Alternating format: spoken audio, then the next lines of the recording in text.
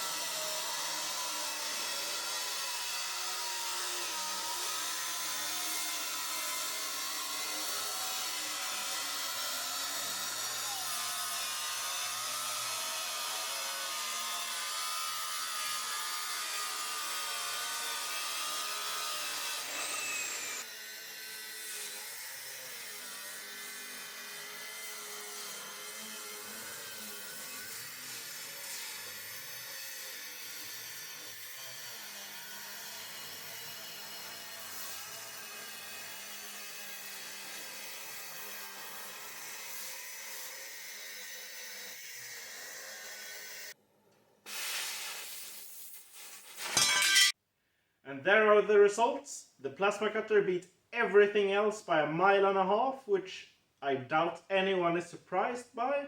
And now the haters are proven wrong. It's so much faster.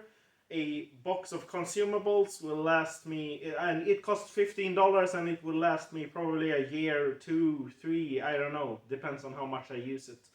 And $15 worth of cutting discs will be gone in a week, or even less, a few days. So it's definitely a lot more cost effective, it's super fast, and a lot of the time it does the job just as well, or it gets the job done, even if it's not as nice of a cut always.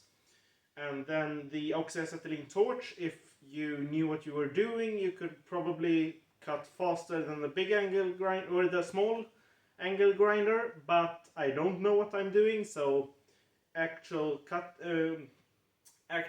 time from start to finish was absolutely the slowest. Actual cutting time was second slowest, but yeah, that's just my user error. I don't use it that much because I have a plasma cutter, so I have no need for it, really.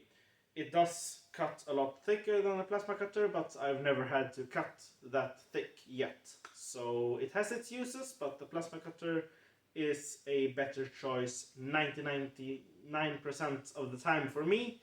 So yeah, there are the results. I don't have much more to say, so thank you very much for watching, and please leave a comment down below if you want me to compare or try something else, or any other ideas you have or questions. I will be happy to answer those. And then please leave a like and subscribe to my channel so I know I should keep doing this, because it is fun, but I'm not very good at it yet.